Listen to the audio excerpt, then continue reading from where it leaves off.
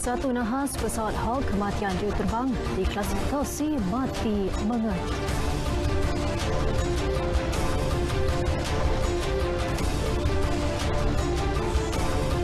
Batal projek kerajaan negeri Kedah.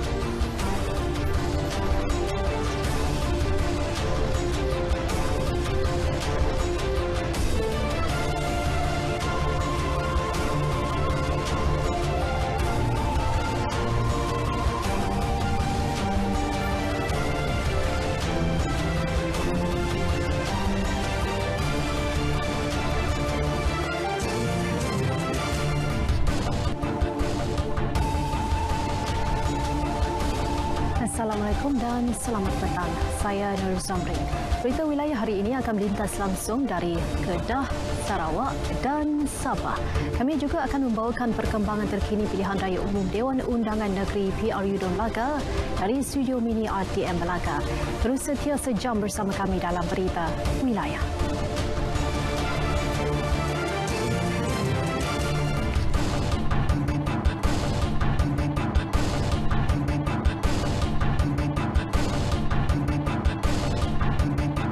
Kematian juruterbang Tentera Udara Diraja Malaysia TUDM Kapten Muhammad Effendi Bustami berusia 31 tahun dalam nahas pesawat Hawk 108 diklasifikasikan sebagai mati mengejut. Manakala keterangan seorang lagi juruterbang yang terselamat belum diperoleh kerana sedang menerima rawatan di Hospital Seberang Jaya. Ketua Polis Pulau Pinang, Datuk Muhammad Syuhaili Muhammad Zain dalam satu kenyataan media memberitahu laporan bedah siasat oleh pakar perubatan forensik mendapati punca kematian disebabkan pelbagai kecederaan yang konsisten dengan nahas udara. Dalam kejadian kira-kira pukul 10.07 malam kemarin, pesawat yang dikenalikan dua juruterbang ketika menjalani latihan night flying terhempas di atas lapangan terbang Pangkalan Udara Butterworth dan menyebabkan letupan. Kedua-dua juruterbang berkenaan sempat keluar daripada pesawat dengan menggunakan kerusi anjal. Bagaimanapun, seorang daripadanya meninggal dunia di tempat kejadian dan seorang lagi sedang menerima rawatan selepas mengalami kecederaan.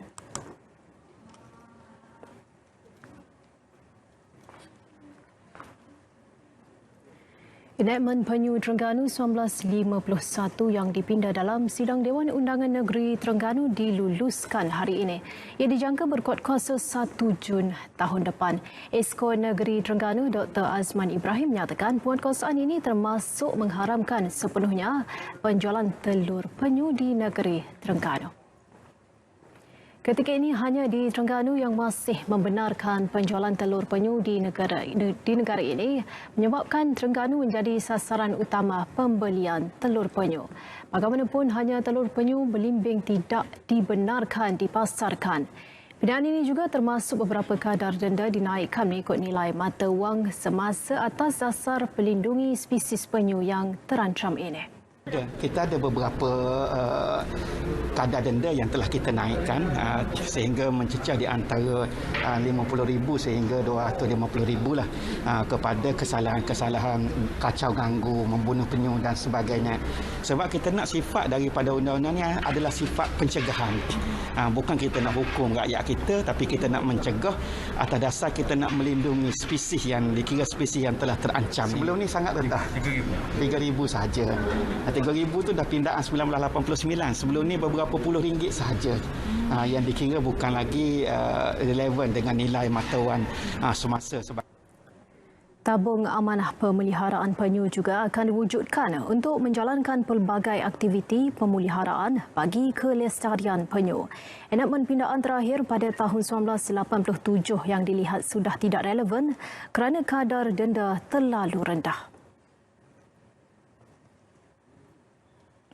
Baik saudara, untuk perkembangan PRU Don Melaka terus saja langsung ke studio mini RTM Melaka bersama Nur Amalina Abdul Halim. Terima kasih Nurul. Seramai 476,037 orang pengundi biasa daripada keseluruhan 495,195 orang pemilih berdaftar layak mengundi pada PRU Don Melaka Sabtu ini. Suruhanjaya Pilihan Raya SPR menyeru kepada semua pengundi supaya keluar menunaikan tanggungjawab mereka. Setiausaha SPR Dato' Ikmaruddin Ishak dalam kenyataan medianya berkata pengundi yang telah mengetahui maklumat pengundian boleh terus ke saluran mengundi dan disaran membuat semakan lebih awal sebelum hari mengundi melalui portal semakan daftar pemilih aplikasi My SPR Semak dan hotline SPR. Semasa membuat semakan, pengundi disaran untuk mencatat dan menyimpan maklumat pusat mengundi, saluran mengundi dan nombor bilangan pemilih. SPR melalui aplikasi My SPR Semak turut meletakkan maklumat masa keluar mengundi yang digalakkan untuk setiap pengundi dan mereka dinasihatkan supaya keluar mengundi mengikut masa yang dicadangkan. Sekiranya pengundi tidak dapat hadir pada masa yang digalakkan atas sebab-sebab tertentu, pengundi masih boleh keluar mengundi mengikut kelapangan masa dari pukul 8 pagi hingga 5.30 petang. Namun pengundi dinasihatkan untuk tidak keluar mengundi pada saat-saat akhir dan mereka perlu sentiasa mematuhi semua undang-undang, peraturan serta garis panduan pencegahan COVID-19. Pengundi juga diingatkan supaya membawa kad pengenalan dan catatan maklumat pengundian serta menunjukkannya kepada kerani pengundian pertama di saluran bagi memudahkan semakan nama pengundi serta membantu kelancaran proses pengundian. Selain itu, pengundi dinasihatkan supaya tidak menyerahkan kad pengenalan mereka kepada pihak lain selain daripada petugas pilihan raya. Sementara itu, hari mengundi Sabtu ini ditetapkan sebagai Hari Kelepasan Am Khas Negeri Melaka. Setiausaha Kerajaan Negeri Datuk Kamil Muhammad memaklumkan ia bagi membolehkan rakyat Melaka menjalankan tanggungjawab sebagai pemilih. Penetapan Hari Kelepasan Am Khas Negeri Melaka ini dibuat berdasarkan peruntukan Subsection 9-1 Akta Hari Kelepasan 1951 Akta 369. Tinjauan RTM menjelang hari mengundi mendapati aktiviti kempen secara fizikal mahupun secara dalam talian giat dijalankan calon-calon bertanding, terutama calon belia yang baru pertama kali dicalonkan. Pelbagai kaedah digunakan untuk mendekati masyarakat setempat, terutama bagi memastikan mereka akan menunaikan tanggungjawab pada hari pengundian nanti.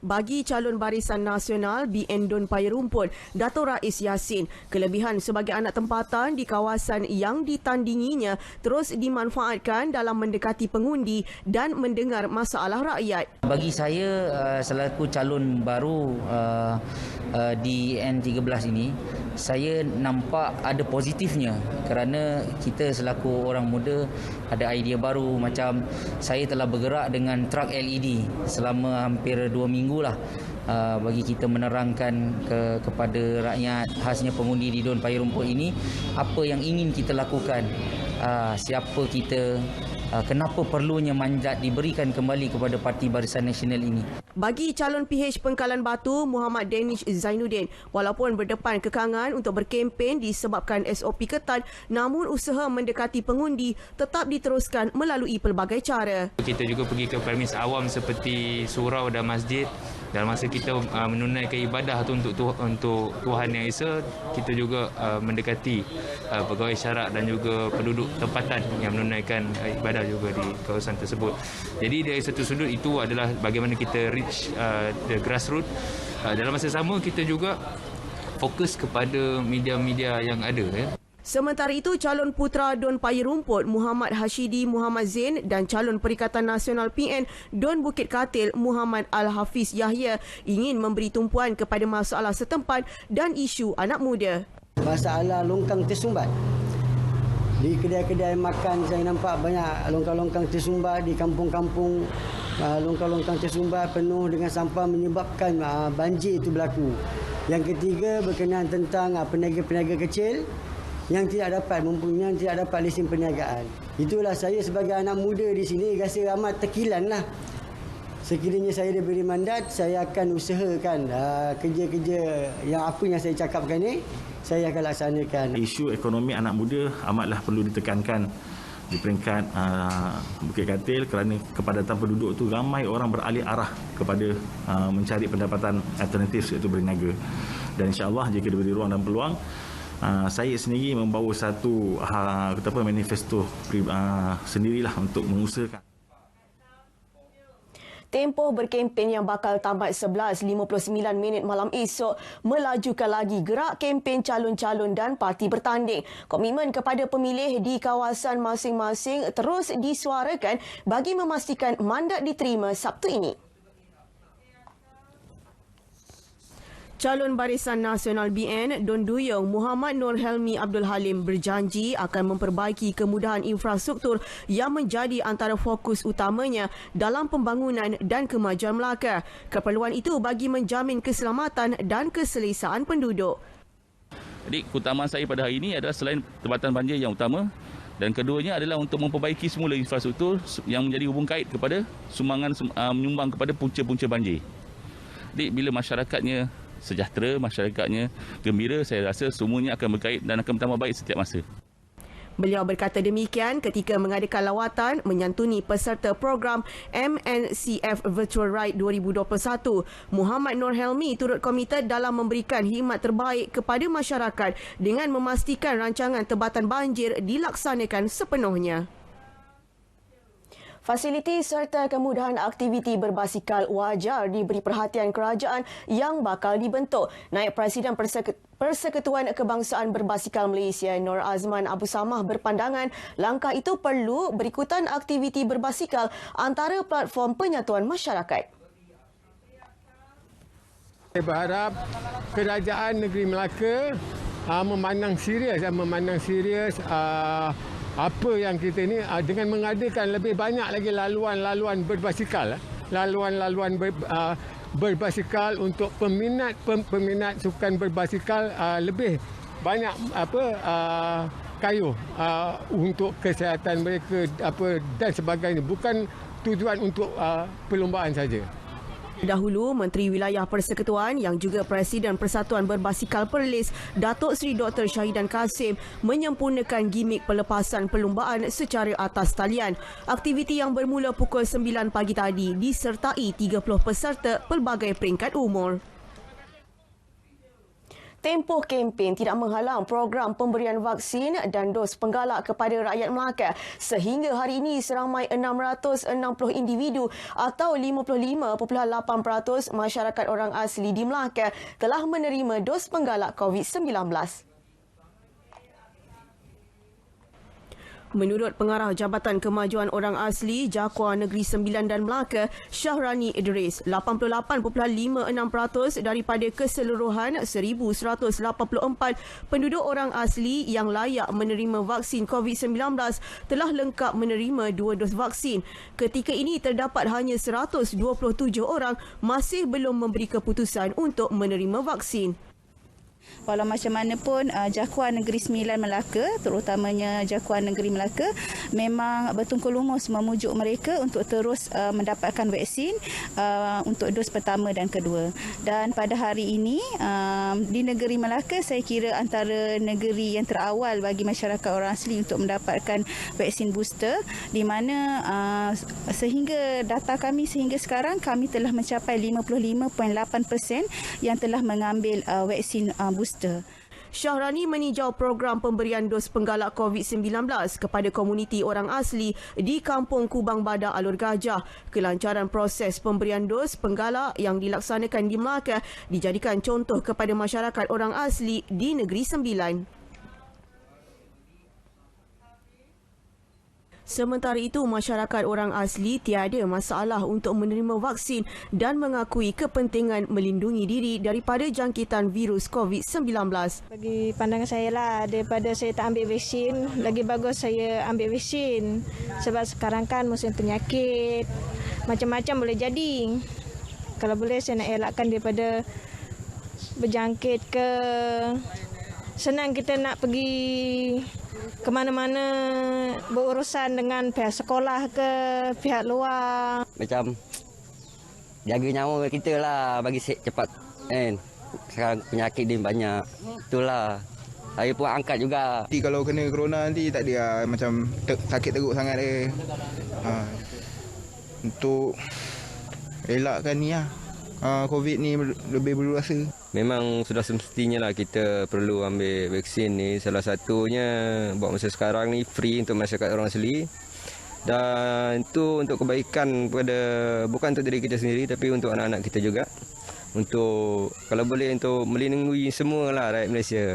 Program pemberian dos penggalak COVID-19 kepada masyarakat orang asli di Melaka telah dilaksana di 12 kampung. Baki 2 kampung lagi bakal dilaksana minggu depan. Bahan itu mengakhiri lintas langsung dari Studio Mini RTM Melaka untuk Berita Wilayah hari ini. Kepada pengundi, tunaikan tanggungjawab anda pada 20 November ini. Patuh SOP, kita jadikan PRU Dun Melaka pilihan raya yang bebas daripada jangkitan COVID-19. Kembali kepada Nurul di Angkasa Puri. Hari kelima sidang Dewan Undangan Negeri Dun Melaka, Dun Kedah. Kerajaan negeri akan memerangi kartel yang dikuasai tauke-tauke besar membulut projek kerajaan. Tegas Menteri Besar Kedah Datuk Seri Muhammad Sanusi Maknur, isu berkenaan perlu ditangani segera bagi memastikan perkara itu tidak berulang pada masa depan.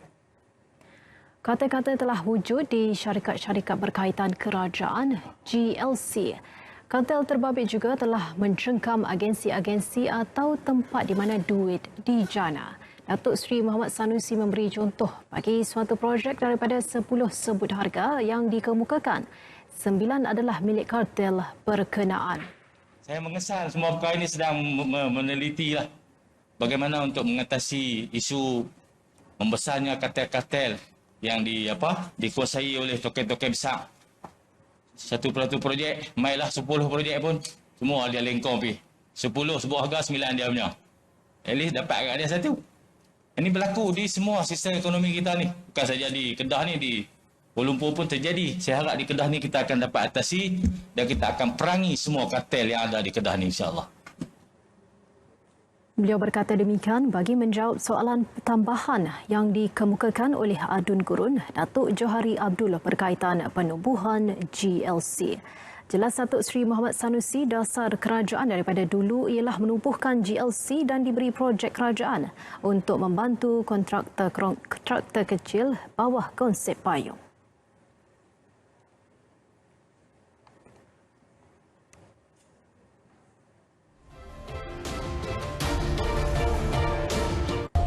Saudara, untuk laporan selanjutnya dari negeri Kedah, kita berlintas langsung bersama rakan penyampai Nur Izzati Jian. Silakan.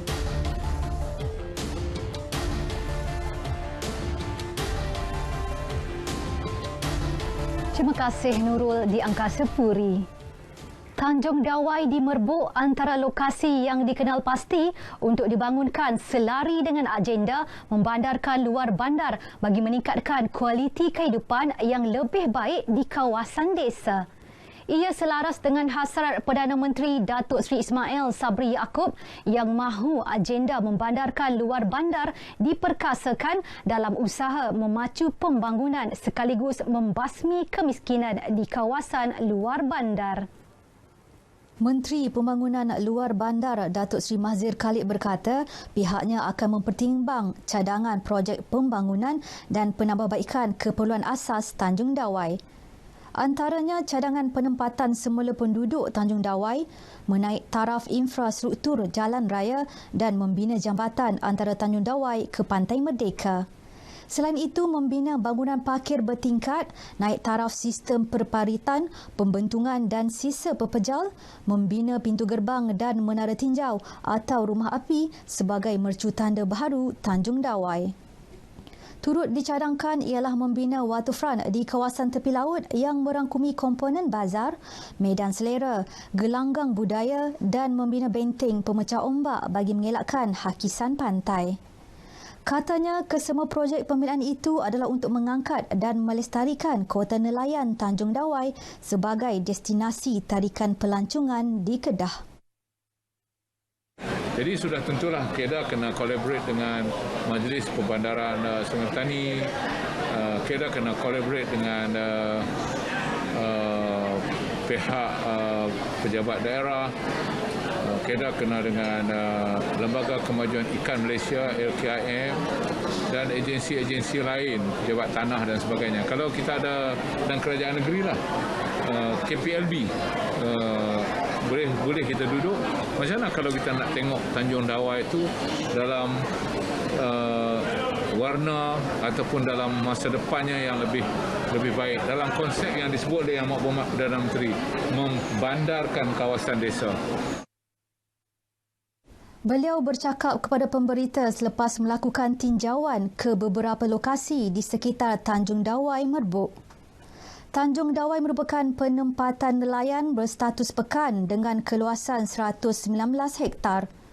Tanjung Dawai juga signifikan sebagai kawasan ekologi dan warisan budaya antarabangsa.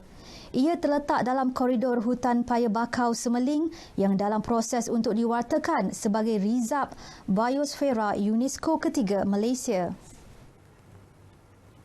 Mahat Dini Kolej Agama Sultan Abdul Halim Al-Ustar di bawah Lembaga Zakat Negeri Kedah LZNK menjadi sekolah watak pertama di negara ini ditubuhkan Kadet Sekolah Pertahanan Awam KASPA. Pasukan itu ditubuhkan dengan kerjasama Angkatan Pertahanan Awam Malaysia APM. Ketua Pegawai Eksekutif LZNK, Datuk Syekh Zakaria Othman berkata pasukan itu terdiri daripada pelajar dan tenaga pengajar akan dilatih dalam pelbagai aktiviti kesukarelawan bagi memantapkan semangat patriotik, meningkatkan disiplin dan semangat kerjasama khususnya membantu pihak APM dalam situasi bencana. Latihan kemahiran asas dikendalikan APM di setiap negeri atau menerusi latihan berpusat. Sambil mengalu-alukan penyertaan pelajar dalam KASPA, beliau berkata kesemua peserta pasukan akan dibimbing melalui kurikulum pertahanan awam secara menyeluruh selama 2 tahun. Jadi mereka ni akan dibentuk dengan segala ilmu keselamatan, pertolongan, kecemasan. Sebelum mereka keluar, mereka telah ada satu jiwa bahawa mereka akan menjadi pemimpin yang hebat, sempurna, mempunyai pelbagai kemahiran. Terdapat 3 buah lagi sekolah agama di negeri ini diletakkan di bawah LZNK yang akan ditubuhkan KASPA. APM bercadang memperluaskan lagi pasukan KASPA di seluruh negara melalui kerjasama lembaga zakat di negeri-negeri lain. Sektor ekonomi dan pelancongan di Kedah mulai rancak dengan peralihan negeri ini ke fasa 4 Pelan Pemulihan Negara PPN kecuali Langkawi yang terlebih dahulu beralih ke fasa tersebut. Premis perniagaan dan lokasi pelancongan semakin bertambah pengunjung bukan sahaja dalam kalangan warga tempatan tetapi pengunjung luar. Berdasarkan tinjauan RTM, pertambahan ketara sejak kebenaran rentas negeri 11 Oktober lalu, ia menyaksikan kedatangan pengunjung dari luar terutama Lembah Kelang ke lokasi pelancongan seperti Dataran Bandar, Masjid Zahir, Pekan Rabu dan Menara Al-Ustar. Pengoperasian Pejabat Kerajaan Negeri Kedah dan Persekutuan menyaksikan kehadiran 100% kaki tangan ke pejabat. Manakala Mercu Tanda Kedah Menara Al-Ustar juga mencatatkan peningkatan sebanyak 13,000 pengunjung setakat 10 November sejak kebenaran rentas negeri dikuatkuasakan. Kebanyakan pengunjung datang berkeluarga bagi menyaksikan panorama indah Bandaraya Al-Ustar. SOP saya tengok tempat ni pun Kedah, alhamdulillah banyak tempat macam saya pergi hotel, pergi yang kata tempat-tempat lain semua pakai mask lah, alhamdulillah lah. Tu dah lama PKP duduk dalam rumah ya. Ni boleh keluar kata ambil peluang lah kan. Pusing-pusing elok start lu habis.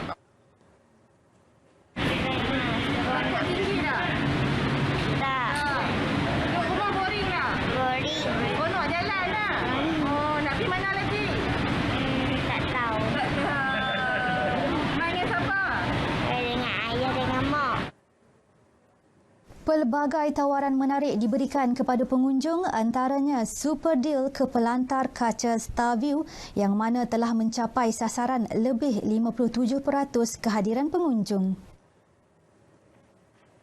Masuk fasa 4 ni kira ramai lagi pengunjung sebab orang dah boleh keluar melancong apa semua kan. Lepas tu ramai family lah yang datang kat sini. So, tambahan pelancong tu kira ramai lah daripada negeri-negeri yang luar ni. Banyak tempahan ke banyak walk-in? Banyak walk-in sekarang ni.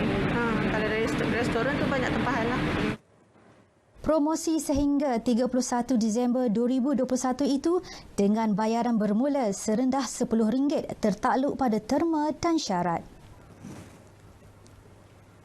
Paparan itu tadi mengakhiri bahan berita dari negeri Jelapang Padi. Kedah kini berada di fasa 4 Pelan Pemulihan Negara. Terus patuh SOP bersama berjuang memutuskan rantaian COVID-19.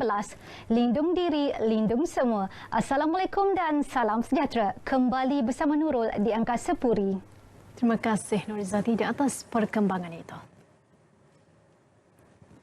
Masalah banjir kilat yang sering melanda kawasan Dewan Undangan Negeri Dun Pauh akan diatasi segera melibatkan kerjasama pelbagai pihak.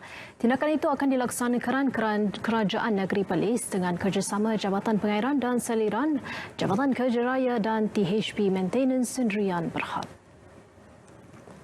Menteri Besar Datuk Seri Azlan Man berkata, antara kawasan yang dikenal pasti kerap berlakunya banjir ialah Kampung Ulu Pauh, Kampung Felka Ulu Pauh dan Kampung Jelempuk. Bagi masalah di Ulu Pauh, punca utama berlakunya banjir disebabkan 5 lubang saluran air yang bermasalah. Kapasiti air yang besar tidak dapat disalirkan dengan semula akibat saluran diliputi semak samun dan medapan tanah. Manakala di Kampung Jelempuk, pihak Lembaga Kemajuan Pertanian Muda MADA akan mengambil tindakan segera dengan membuat laluan serta membersihkan laluan air melibatkan kawasan sawah supaya tidak ditenggelami banjir. Datuk Seri Azlan menyatakan demikian ketika meninjau lokasi banjir kilat bersama Adun Pauh Roziana Ahmad dan Adun Guar Sanji Rizwan Hashim.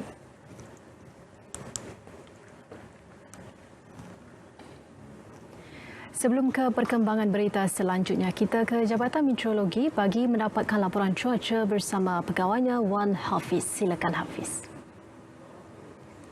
Baiklah, Assalamualaikum dan salam sejahtera. Di saat ini negara kita menerima pengaruh angin daripada pelbagai hala dengan kelajuan yang agak lemah sekitar 10 hingga ke 20 km sejam.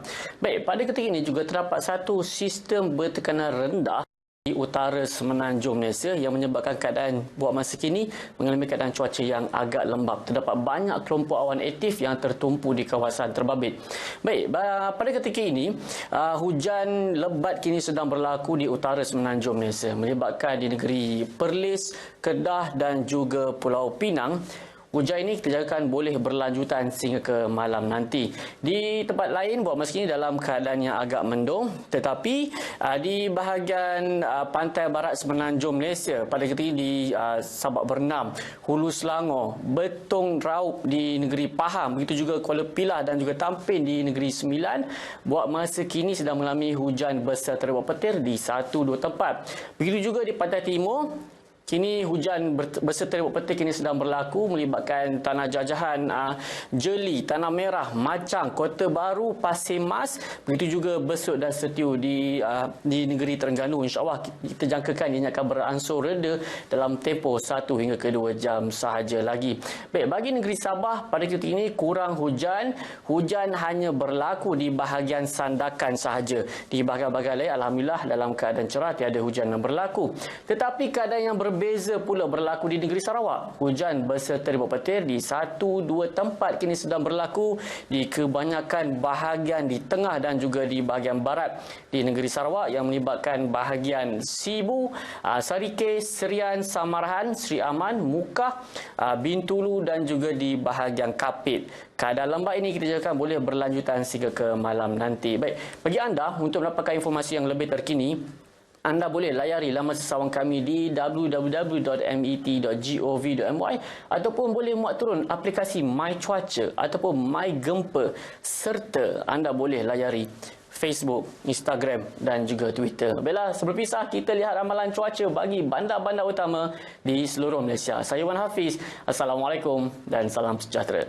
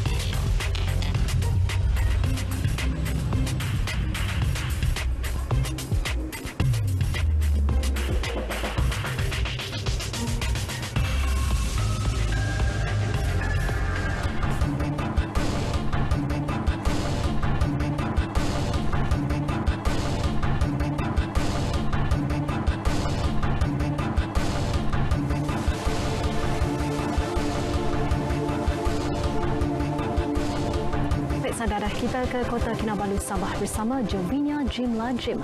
Antara tumpuan negeri di bawah bayu hari ini, istiadat penganugerahan darjah bintang dan pingat kebesaran yang berlangsung pagi tadi. Jovinia, silakan dengan perinciannya. Ya, Nurul, seramai 152 penerima darjah kebesaran, bintang dan pingat kebesaran negeri Sabah sempena hari jadi rasmi ke-68 yang di-Pertuan Negeri Sabah Tun Johar Mahiruddin di Istana Seri Kinabalu pagi tadi. Upacara dimulakan dengan penganugerahan Ahli Setia Darjah Kinabalu ASDK kepada 15 penerima. Pengerusi Perkab Jabatan Keselamatan Dalam Negeri dan Ketenteraman Awam PDRM, Datin Fatzia Abdul Hamid mendahului senarai menerima ASDK diikuti Pengerusi Perbadanan Baitumal Negeri Sabah PBNS Omar Raisul As-Salam Shah, Datuk Sulaiman Omar dan Setiausaha Bahagian Hal Ehwal Semasa Sabah dan Sarawak Jabatan Perdana Menteri Toisin Gantor. Ahli Darjah Kinabalu ADK pula dianugerahkan kepada 41 penerima. Bintang Setia Kinabalu BSK pula menyaksikan 51 penerima, manakala Bintang Kinabalu BK menyaksikan seramai 38 penerima dan 7 penerima bagi pingat perkhidmatan terpuji PPT. Turut hadir isteri yang di-Pertuan Negeri Toh Puan Norlida RM Jasmi. Susulan tular gangguan bekalan air di Pekan Ranau, kerja-kerja membaiki beberapa kebocoran paip yang menyalurkan bekalan air bersih kepada penduduk giat dilakukan Jurutera Jabatan Air Daerah. Menurut Pegawai Daerah Ranau Syahrin Samsir, kerja-kerja itu dilakukan sejak semalam melibatkan beberapa kawasan yang telah dikenal pasti.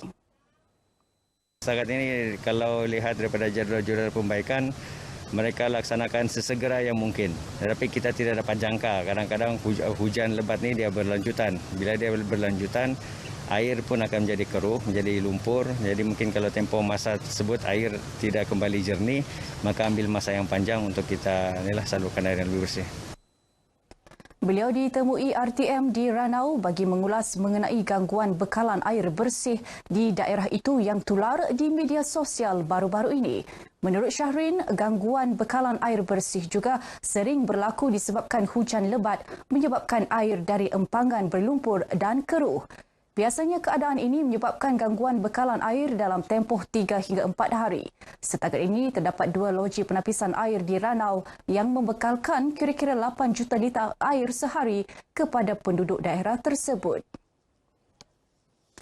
Majlis Ugama Islam Sabah MUIS bercadang untuk mewujudkan semula pejabat di 6 bahagian di Sabah bermula tahun hadapan. Timbalan yang di-Pertuan MUIS Malai Ali Malai Ahmad berkata 6 kawasan yang dikenal pasti adalah bahagian Tawau, Sandakan, Pantai Barat Selatan, Pantai Barat Utara, Pedalaman Bawah dan Pedalaman Atas. Menurutnya, cadangan tersebut bertujuan memudahkan pengurusan termasuk menyelia aktiviti dan pelaksanaan dasar oleh agensi-agensi di bawahnya. Pejabat tersebut juga boleh memfokuskan aktiviti zakat, wakaf, kursus kahwin dan yang terbaru ialah mengenai halal hab.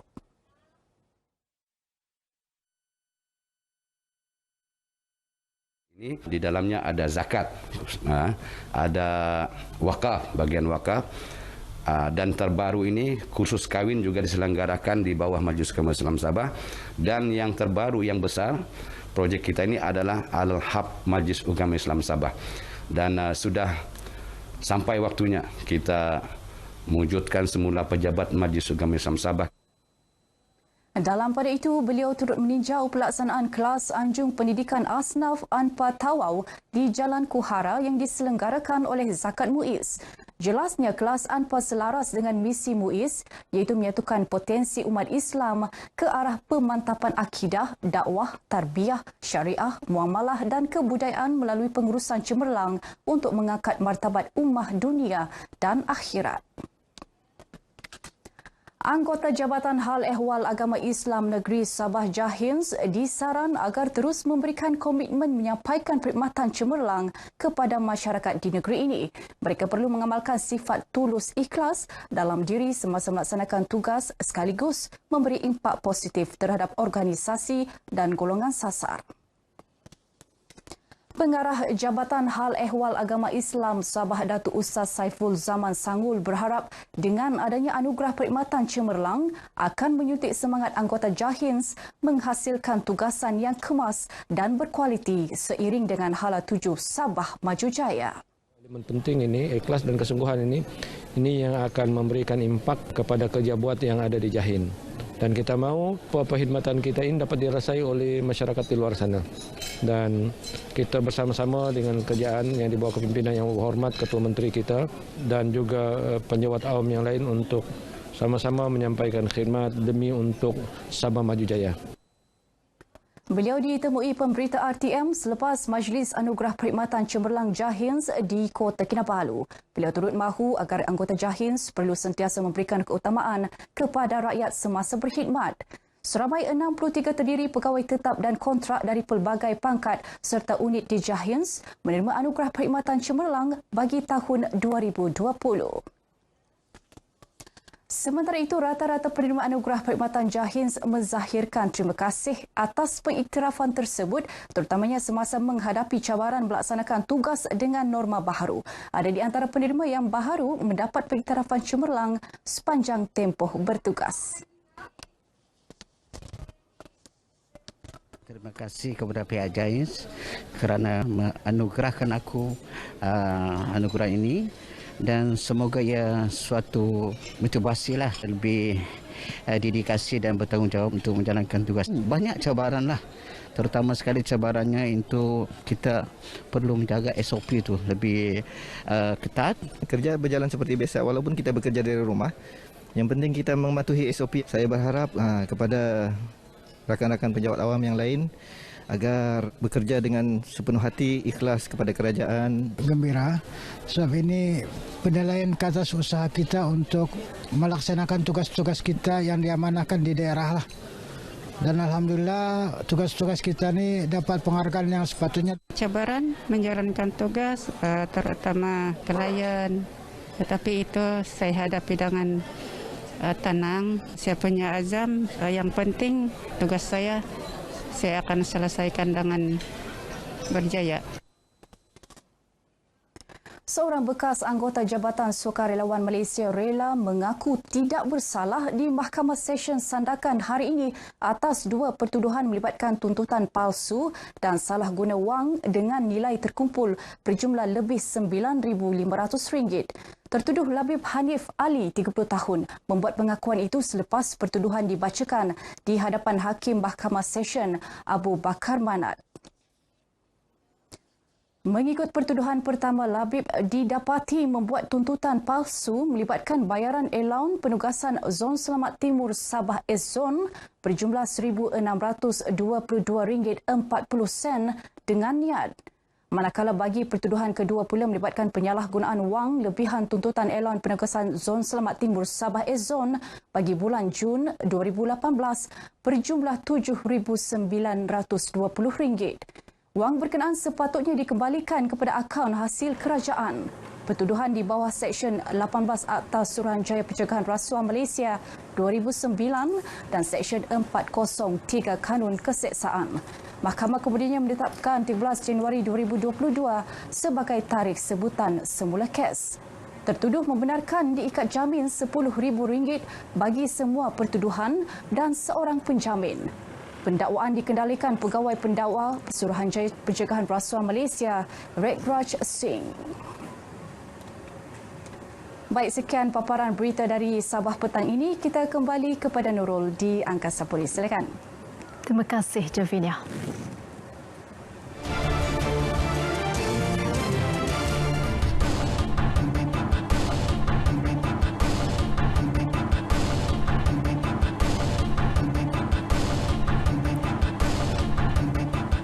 Sekarang kita ke Sarawak. Bumi kenyalang. Antara tumpuan hari ini ialah berkaitan usaha kerajaan Sarawak dalam menambah baik infrastruktur dan sistem bekalan air di bahagian Sarike.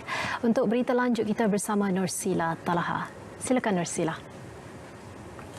Baik Nurul, sebelum itu Sarawak menyambut baik penanaman pokok spesies pokok hutan Revotropik Paulownia atau RT Paulownia yang selari dengan dasar kerajaan dalam melaksanakan penanaman hutan industri. Ketua Menteri Datuk Patinggi Tan Sri Abang Johari Tun Openg berkata, dengan kitaran penebangan singkat berikutan pertumbuhannya yang cepat iaitu mengambil masa 3 ke 4 tahun, RT Paulownia merupakan spesies pokok yang sesuai, terutama sekali untuk tujuan membangunkan lagi industri berasaskan kayu tanpa menjejaskan pokok kayu bala asli di hutan kekal. Beliau berkata demikian dalam sidang media di Kuching hari ini selepas merasmikan serta melawat makmal kultur tisu RT Paulownia yang pertama di negeri ini. Makmal tersebut ditubuhkan oleh syarikat swasta TSG Green Sdn Bhd. Jelasnya lagi, dari sudut lain, pokok tersebut juga menepati usaha kerajaan dalam memelihara kelestarian alam sekitar berikutan ukuran daunnya yang sangat besar yang sekaligus mengurangkan pengeluaran karbon jika pokok tersebut ditanam secara besar-besaran. Terdahulu dalam ucapan pendahuluannya, pengasas dan ketua pegawai eksekutif kumpulan TSG Green, Datuk Chris Chung memberitahu pihaknya berhasrat untuk menjual dan membekalkan anak benih RT Paulownia ke seluruh Sarawak. Jelasnya lagi, dengan kepakaran sedia ada dalam bidang bioteknologi, makmal tersebut mampu menghasilkan purata 1.8 juta klon setahun. Terdahulu, Ketua Menteri Datuk Patinggi Tan Sri Abang Johari Tun Openg turut meluangkan masa melawat TSG Green Nursery and Research and Development Centre di Kota Samarahan hari ini. Beliau diberi taklimat ringkas mengenai tapak semayan pokok RT Paulownia di tapak seluas kira-kira 15 ekar. Tanaman RT Paulownia merupakan salah satu spesies pokok yang mampan selain tumbuh dengan lebih cepat dan boleh ditanam di atas semua jenis tanah. Tanaman tersebut juga berupaya tumbuh semula dari pokok kecil sehingga pokok yang matang dan ia boleh berulang sehingga 6 pusingan yang memberi kesan berganda terhadap pemeliharaan hutan dan tanah. Pelaksanaan 53 projek bekalan air berimpak tinggi di bahagian Sarike bernilai RM407 juta adalah bukti keprihatinan dan kesungguhan Kerajaan Sarawak dan Persekutuan bagi menambah baik infrastruktur dan sistem bekalan air sekaligus menyelesaikan beberapa isu bekalan air di bahagian tersebut. Menurut Menteri Muda Utiliti Sarawak Bekalan Air, Datuk Dr. Abdul Rahman Junaidi, skop kerja bagi projek-projek ini merangkumi pemasangan saluran paip baharu, pembinaan tangki aras tinggi, pembinaan stesen pam penggalak, kerja-kerja menaik taraf loji rawatan air dan pembinaan muka sau air mentah. Jelasnya, ia akan menambah baik sistem bekalan air sedia ada dan akan melonjakkan taraf sosioekonomi masyarakat setempat di samping memangkin pertumbuhan ekonomi yang lebih mampan. Ujarnya, ia juga akan memberi jaminan kualiti kehidupan yang lebih baik kepada penduduk di bahagian Sarike, terutama sekali kepada penduduk di Julau, Pakan, kawasan KJD, Meradong, Bintangor, Tanjung Manis, Belawai dan Pulau Beruit. Justru bagi menjamin kualiti bekalan air yang lebih baik dan berterusan di bahagian Sarike, Jabatan Bekalan Air Luar Bandar JBALB Sarawak memastikan projek-projek yang kini dalam peringkat pelaksanaan akan disiapkan dalam jangka masa yang telah ditetapkan. Beliau berkata demikian kepada pihak media semasa melawat loji rawatan air Bayung sempena lawatan kerjanya ke projek bekalan air di bahagian Sarike. Tambahnya, projek-projek tersebut merupakan sebahagian daripada sistem grid bekalan air Sarawak yang diilhamkan oleh Ketua Menteri Datuk Patinggi Tan Sri Abang Johari Tun Openg untuk menyelesaikan isu bekalan air secara efektif dan menyeluruh. Pesara bomba di negeri ini diseru agar terus memberikan perkhidmatan kepada komuniti. Pengarah Bomba dan Penyelamat Sarawak, Datuk Khairuddin Rahman berkata ini kerana pengalaman serta kepakaran yang diperoleh mereka semasa bertugas sedikit sebanyak dapat membantu komuniti, terutamanya dari aspek keselamatan. Katanya, pesara bomba juga memainkan peranan yang besar kerana mereka antara individu yang dekat untuk berkongsi maklumat dengan lebih jelas kepada masyarakat.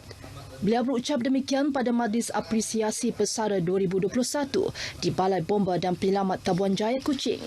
Jelasnya lagi, tanggungjawab seorang anggota bomba semakin mencabar melibatkan pelbagai jenis operasi dan penyelamatan termasuk pelindungan nyawa serta harta benda sekaligus menuntut anggotanya sentiasa bersiap sedia untuk menempuh apa jua halangan mendatang. Dalam majlis itu, beliau memuji kerjasama baik serta sumbangan yang ditunjukkan anak-anak buahnya terutama semasa berdepan cabaran COVID-19 dan berharap kualiti perkhidmatan terus dapat ditingkatkan pada masa hadapan. Datuk Khairuddin turut berterima kasih atas perhatian yang diberikan oleh kerajaan kepada anggota bomba dan penyelamat menerusi inisiatif tabung amanah perwira dan pertahanan negara sekiranya berlaku kematian atau kecederaan ketika bertugas. Ujarnya ini sekaligus mampu menjadi elemen motivasi kepada anggota bomba untuk memberikan perkhidmatan terbaik kepada masyarakat tanpa mengira masa. Pada majlis santai itu, Datuk Khairuddin turut meraihkan 13 pesara yang akan bersara wajib dan pilihan di jabatan tersebut. Beliau turut menyampaikan sijil penghargaan kepada 11 pengamal media dari pelbagai agensi sebagai menghargai sumbangan penting media menjadi penghubung maklumat antara bomba dan masyarakat. Klinik Kesihatan Jalan Masjid menjalankan program outreach suntikan dos penggalak vaksin COVID-19 di jabatan dan agensi kerajaan persekutuan di sekitar bahagian Kuching bermula hari ini. Menurut pegawai perubatannya Dr. Lokman Arif, program itu selari dengan usaha Kementerian Kesihatan Malaysia KKM memberikan suntikan tersebut bagi membantu merangsangkan tindak balas sistem imun badan yang menurun dan meningkatkan penetralan antibodi untuk melawan varian yang mudah berjangkit. Program vaksinasi. Tambahnya lagi, program itu mendapat sambutan menggalakkan memandangkan terdapat beberapa agensi dan jabatan telah mengesahkan untuk melaksanakan program itu di premis masing-masing. Klinik kesihatan itu menjangkakan dapat menyelesaikan program itu sehingga hujung bulan Disember. Menyentuh mengenai program tersebut yang dilaksanakan di Jabatan Penyiaran Negeri Sarawak RTM Kuching hari ini, Dr. Loman berkata sebanyak 150 dos disediakan untuk kaki tangan RTM. Seramai 8 kaki tangan perubatan dari Klinik Kesihatan Jalan Masjid bertugas sepanjang proses pemberian dos penggalak yang dijalankan di auditorium kecil RTM Kuching. Sekian perkembangan berita dari Sarawak. Kita kembali bersama Nurul di Angkasa Puri. Silakan. Terima kasih Nasila atas perkembangan itu.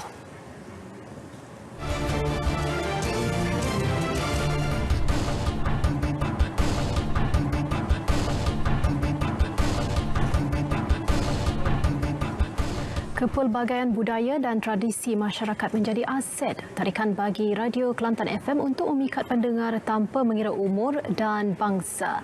Menggunakan slogan penuhi cita rasa anda Kelantan FM yang memasuki usia 58 tahun kekal menjadi pilihan utama halwa telinga rakyat negeri, Cik Siti Wan Kembang. Wartawan Amirul Hafiz Rosli ada perinciannya. Pengarah Jabatan Penyiaran Kelantan RTM Kelantan Wan Azhan Wan Hamad berkata, sebagai radio pertama yang melopori logat tempatan, Kelantan FM mengekalkan kedudukan tertinggi dari sudut jumlah pendengar antaranya melalui segmen Apa Khabar Orang Kelantan AKOK. Keunikan kita kerana kita membawakan pendekatan kita apa yang pendengar kita nak, bukan semata-mata apa yang kita boleh beri. Dan bila kita mewujudkan program-program, kita memastikan program itu betul-betul dapat dirasai, dinikmati oleh pendengar kita. Ketika berdepan krisis COVID-19, Kelantan FM juga berfungsi menyalurkan berita sahih serta sentiasa memberi peringatan berhubung aspek pematuhan SOP. Sudah pasti kita masih lagi menjadi pilihan kerana kita meletakkan kesahihan itu menjadi perkara ataupun elemen utama dalam kita menyebarluaskan sesuatu maklumat. Walaupun dalam keadaan itu, kita masih lagi meletakkan speed, kepantasan menyebarkan maklumat masih menjadi keutamaan. Bagai cendawang tumbuh selepas hujan, kemunculan pelbagai stesen radio baru mewujudkan persaingan sihat buat Kelantan FM. Dalam dunia tanpa sempadan, pastinya kita mempunyai persaingan daripada stesen-stesen radio yang lain. Jadi pembaharuan dari masa ke semasa yang akan terus kita lakukan khususnya di Kelantan FM, dan kita juga sentiasa menerima pandangan daripada peminat-peminat kita dari pelbagai usia, dari pelbagai peringkat umur untuk menambah lagi keistimewaan Kelantan FM, insya-Allah. Bertepatan slogan penuhi cita rasa anda, Stesen radio ini sentiasa ke depan untuk memastikan pendengar sebagai pemegang taruh utama berpuas hati dan setia menemani juruhebah hingga tamat siaran. Sudah tentu, selain pelbagai program, daya tarikan melalui lagu dan celoteh penyampai dengan teknik tersendiri memikat hati pendengar. Hok pada duduk tengok terapik tu sehari dua banyak lah. Jadi DJ dia tu. Dia boleh DJ ni dia boleh bawa isu gini, DJ ni dia boleh bawa isu. Jadi orang tu tak puas dengar. Boleh banyak Kelantan FM ni mak ada suka dengar semasa mak ada didik anak dan dengan suami dengan jiran tetangga sebab mak ada stres sekalipun mak ada buka radio dengar DJ ni kata-kata DJ ni kita boleh pakailah yang mana molek tu. Kelantan FM sentiasa menyajikan lagu-lagu terkini disilih dengan lagu daerah masyarakat Kelantan dan program-program menarik serta info yang sahih kepada pendengar agar sentiasa menjadi pilihan utama masyarakat khususnya di negeri Kelantan. Penuhi cita rasa anda, Kelantan FM. Amirul Hafiz Rosli, RTM.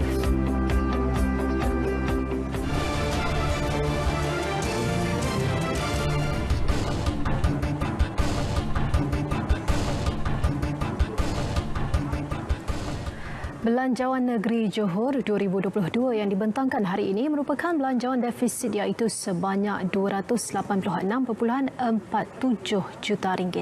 Ia adalah belanjawan defisit kali kedua berturut-turut direkodkan selepas tahun lalu mengalami defisit RM248.14 juta.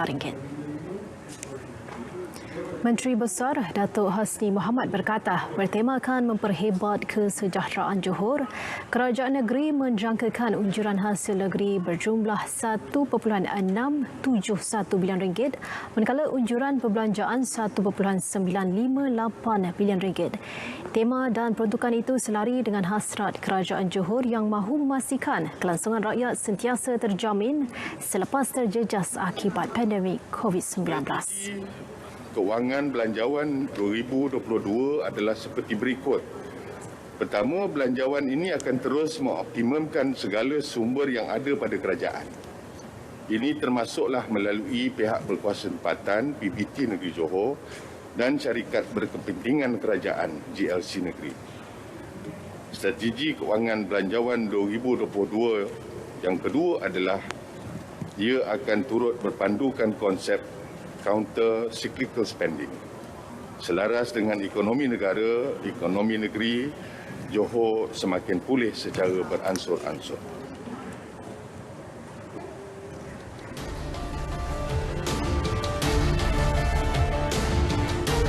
Perkembangan aksi sebelah petang kejohanan badminton Indonesia Masters. Peregu lelaki dan wanita masing-masing berjaya mempamerkan prestasi cemerlang pada saingan pusingan kedua hari ini dengan mengesahkan slot ke suku akhir. Beraksi di Pusat Konvensyen Antarabangsa Bali, gandingan beregu lelaki Ong Yan Sin Teo Yi menang dalam straight set menentang gandingan tuan rumah Sabar Karyaman Kutama Mohreza Pahlevi 21-17, 21-12. Ya, puas hati. Because mereka semalam juga menang, kita tim Malaysia juga tahun ini, so kita pun kena siap preparation semua. So saya rasa kita buat dapat yang terbaik. Di suku akhir, mereka akan bertemu rakan senegara Goh Sifei, Nur Izzuddin yang menewaskan pasangan Indonesia Muhammad Shohibul Fikir bagi Maulana 21-18. Lawan siapa pun janji kita ada Malaysia di semifinal. Ya, kalau lagi Malaysia, lagi kalau Izzuddin dan Goh Sifei menang lagi baik sebab ada confirm satu semifinal. Tapi kita tak kisah siapa pun, kita akan fight, kita buat yang terbaik. Turut melangkah ke pusingan suku akhir, pasangan beregu wanita negara Perlitan M. Tina yang juga menang bergaya ke atas pasangan Indonesia 21-8, 21-14. Juara terbuka Switzerland 2021 itu akan menentang sama ada pasangan Korea Baek Ha-na, Lee Yu-rim ataupun Nami Natsuyama Chiharu Shida dari Jepun. From the first, we just keep reminding each other to focus every point. We don't think too much about opponent, but today we more focus on ourselves. Because yesterday we made some simple mistake. Although today we still have some simple mistake, but then I think it's better than yesterday. So I hope that we can keep improve match by match. Bola sepak Piala Malaysia. Debaran perlawanan suku akhir kedua antara Kedah Darul Aman, Kedah FC bertemu Johor Darul Takzim, JDT FC di Stadium Sultan Ibrahim malam ini kian terasa. Perlawanan tersebut bakal menjadi penentu pasukan mana yang akan mara ke peringkat separuh akhir. Di atas kertas, JDT dilihat sebagai pasukan pilihan, namun kekuatan dan kemampuan dimiliki pasukan Kedah FC tidak harus dipandang sepi. Menteri Besar Kedah Datuk Seri Muhammad Sanusi Makno berkata tidak mustahil Kedah FC untuk menewaskan Harimau Selatan malam ini.